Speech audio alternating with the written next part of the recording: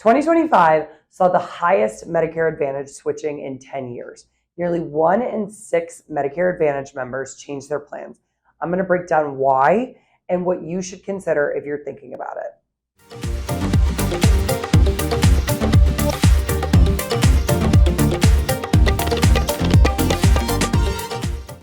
Welcome back to Medicare Happy Hour, the most fun you'll have on the internet while talking about Medicare.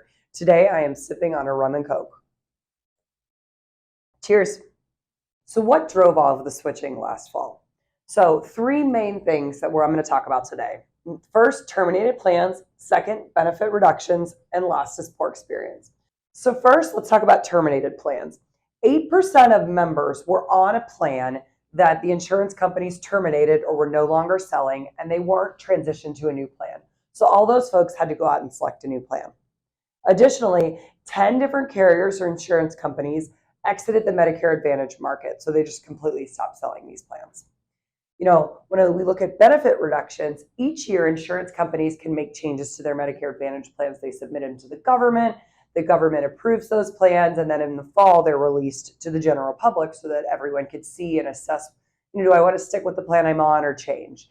And we saw, when it comes to benefit reductions, we saw a lot of network changes and benefit changes, a lot of negative, reducing some of the benefits, increasing some of the copays, a lot of network disruptions, etc. If your plan no longer covers your preferred doctors or hospitals, you're really going to want to check out another option then. Nearly half of individuals whose providers were no longer in network selected a different plan. Benefit changes, the formularies, we have several other videos where we talked about the prescription drug changes for 2025. So you really need to be on top of the formulary changes, etc.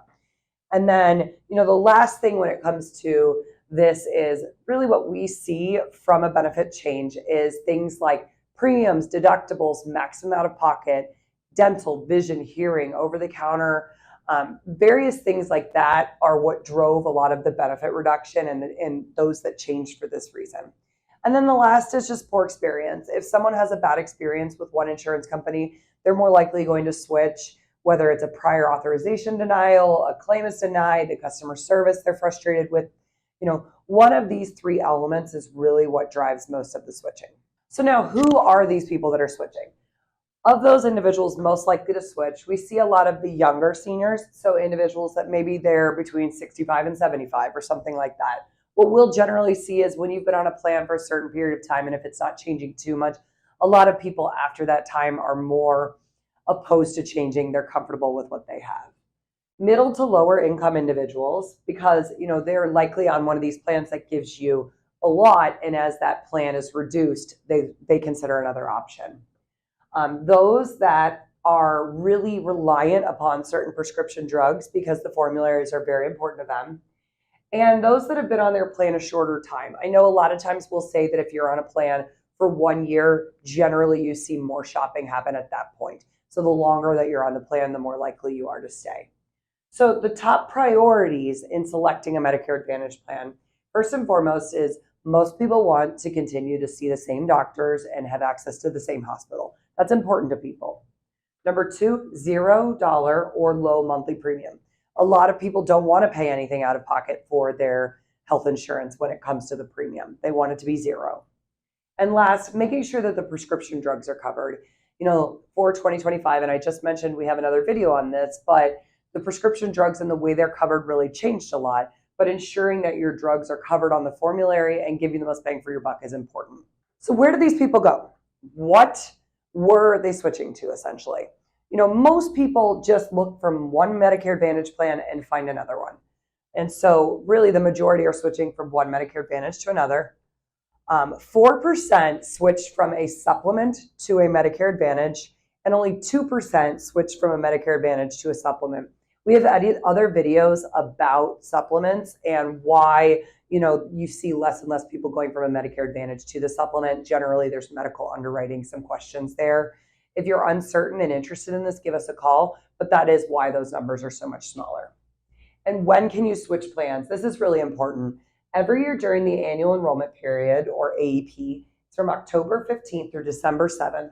That is when you can switch between Medicare Advantage plans. You can also switch from a Medicare Advantage back to original Medicare if you'd like. And you can change or drop a Medicare Part D plan. The Medicare Advantage open enrollment period. Now, this runs January 1st through March 31st, so essentially the first quarter of the year. And you can switch from one Medicare Advantage plan to a different one, or you can return to original Medicare.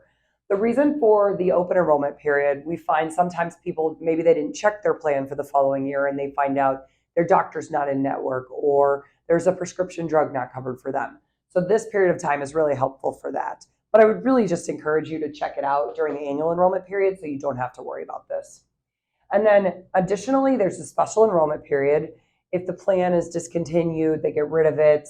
If you move, if there's a qualifying life event, there's various things that make you eligible for a special enrollment period. And the last is a 5-star special enrollment period. If in your area there is what's known as a 5-star plan, so these plans are all rated based on a star rating. And if they're a 5-star for Medicare Advantage or Part D, they get that star rating from CMS, and you can switch to these plans throughout the year. You don't have to wait for AEP or OEP. So there are not as many 5-star plans as available in the country now in 2025 as there were previously. But if there is one in your area, it's worth checking this out. So at the end of the day, if you have a question on any of this, if you're interested in switching plans during AEP or really just considering some of these other options, just give us a call. We're happy to help.